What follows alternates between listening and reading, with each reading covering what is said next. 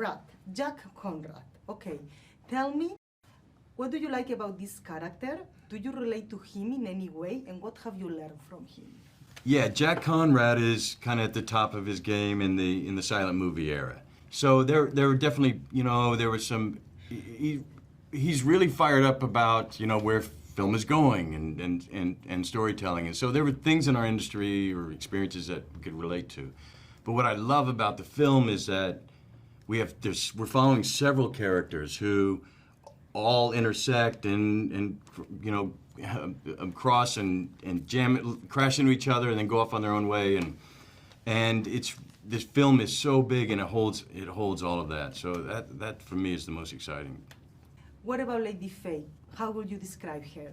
She is based on a real actress from the 1920s, the first Asian American actress in Hollywood, and Damien wanted to create a character that told her story gracefully, but at the same time gave us enough creative freedom to play around, and we got to play around with her song and dance and her being extremely witty, that she writes title cards that, for Margot's character. Yeah. I'm going to add elegance. She's the most elegant character. The wisest, I think, still. I'm sticking with that one. Giovanni, what went through your mind the first time you read the script? How ambitious it was and just how anxious I was to get an opportunity to work with Damien. I've been a huge fan of his, and also getting a chance to work with this cast.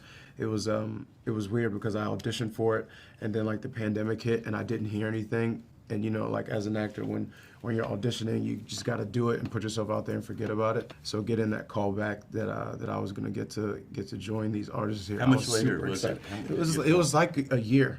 Brad's character in the film is at the top of his career, but then because of bad review, some gossip, he's not. Mm-hmm.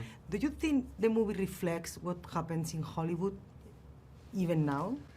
I think so. I think that aspect of Hollywood hasn't changed. I think the mercilessness of Hollywood, this idea of Hollywood as a machine that just swallows people up, chews them up, and spits them out, I think that's eternal. That's definitely the case today. And making this film, what did you learn about the Hollywood in the 20s that you didn't know before?